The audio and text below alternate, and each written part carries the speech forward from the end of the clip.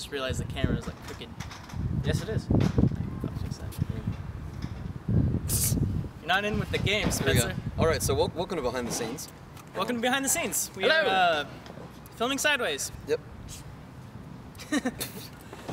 What's up, world? Yeah, that's Daystorm's intro. I can't do that. My bad, sorry. Anyway, what's up, guys? Finally got around to making that behind the scenes video that I promised like 6 months ago. I'll just be discussing what went into making some of the effects, interspersed with random outtakes and whatnot, what have you, whatever. But you guys have spoken and I have listened! I will be making full, step-by-step tutorials for each of the main effects and be putting them on this channel. That's right, this one, not some other website, this channel. I know. About time I start getting some content to you. Whew. So, like my Facebook page to see when I post them, and subscribe!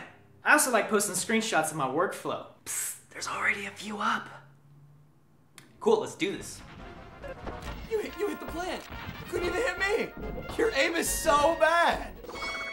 For those who didn't know, this video was actually a follow-up to another video featuring these two guys, Matt and Spencer. They were playing some Smash Brothers, and basically Matt deserved getting blasted out of the house. Whoa, no!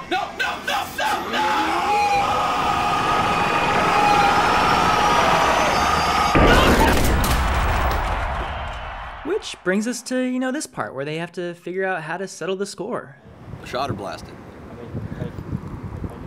Blast. Okay. Yeah. You're the one that blasted me halfway across the city. So why am I punching Ren?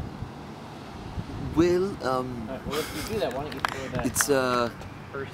you know, it's, I just knew that you would be angry, and so Ren and I talked about it, knowing it'd take you a while to walk all the way back here, well, I'm paying him, basically. No, you don't need And besides, he has more lives than I do, so it's really not going to hurt if he keeps doing this for a little bit. Really won't hurt him at all. For the first effect right out of the gate, I locked down the tripod to get a clean plate, and then I basically just jumped into the wall and fell down, so that I could animate a still image going into the wall, and then just cut to me falling down. And that's, then I, you know, just rotoscoped myself and added a bunch of blood smears. Did I tell you guys I've been working on a new accent? A new accent? Yeah. I don't know if I've run it by you guys yet, but I'm almost done, like, perfecting Elmo as an accent. Elmo. Yeah. That airplane is about to crash into the ceiling, and Elmo would not like that one bit. Oh my god, that's good. That is creepy good. Even though I don't even know what you're talking about. Almost like Spencer had no childhood. The respawn effect is kind of tricky, but not overly difficult, especially depending on how advanced you want to go into it. Basically, I just used the mosaic filter at several different sizes on several different gradient layers as I faded in. And don't forget the clean plate. You're always going to need one of those if you're going to be doing rotoscoping, like here. And she turns around, and it's those two guys in a canoe with a rifle, and they're turtle hunting, and they're just like... And she freaks out and like falls and hits her head, and they're like, "Oh no! Get her! We gotta rescue her! We gotta rescue her!" And they're like, "We got your friend!" And they're like, "They're stealing Melissa!" And they all freak out and run.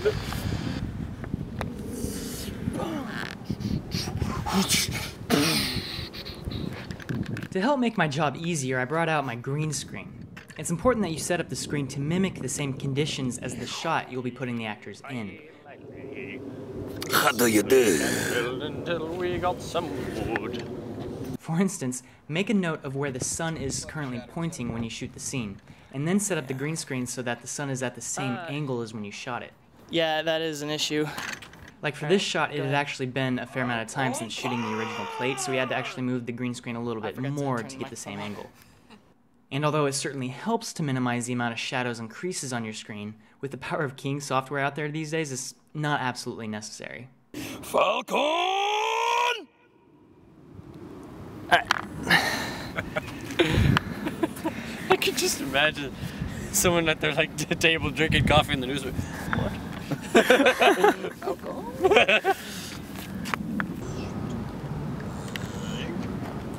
For the second punch, to achieve the look of me getting thrown backwards into the wall, I basically just set up my mattress underneath the green screen so that I could fall backwards onto it without fear of, you know, getting hurt. You'll notice that the video is actually comprised of a shot where I jumped backwards and another where I simply just rolled backwards. I combined the two clips to make it seem like I was actually rolling across the pavement. Coruscating waves of energy across his body. Focus on the crotch. I can tan like this. For when I fly into the wall, I decided to run across the pavement so I can get a proper idea of what the scale would look like for whenever I animate the position of the green screen footage. And as for animating me flying backwards, I just turned the layer into a 3D object and keyframed the position from close to really far back in Z space.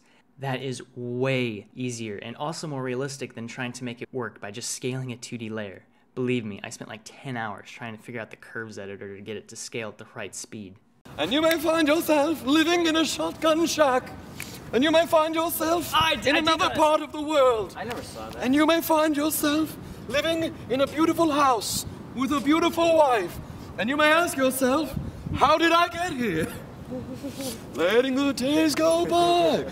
And to set up the third punch, I just panned the camera around to get a bunch of frame grabs of the environment so I could make a sort of panorama in Photoshop. Be careful to hold your camera steady for the pauses so that you can minimize motion blur if you're using a low shutter speed. You could also do this by taking actual photos with your camera as well, but the frame grabs will blend better with your original footage as far as how it looks. Once you have your panorama, you can pretty much just replicate the same methods from the second punch by keying out an actor and then animating him from far to close. And when he hits the wall, just throw tons of blood clips on the shot like I did. But the final thing to pull this effect together was to pre-comp all the layers and then change the resolution down to your final output, because up until now that effect was at a giant resolution. Now that it's essentially cropped, you can animate the position and scale of the layer as if you're operating an actual camera. Works like a charm. There were three gypsies in a row, no, but they were bunny, oh, the sang say sweet and say complete, stole in the heart of a lady, oh laddie, oh laddie, follow the gypsy laddie, oh laddie, oh laddie, follow the gypsy laddie,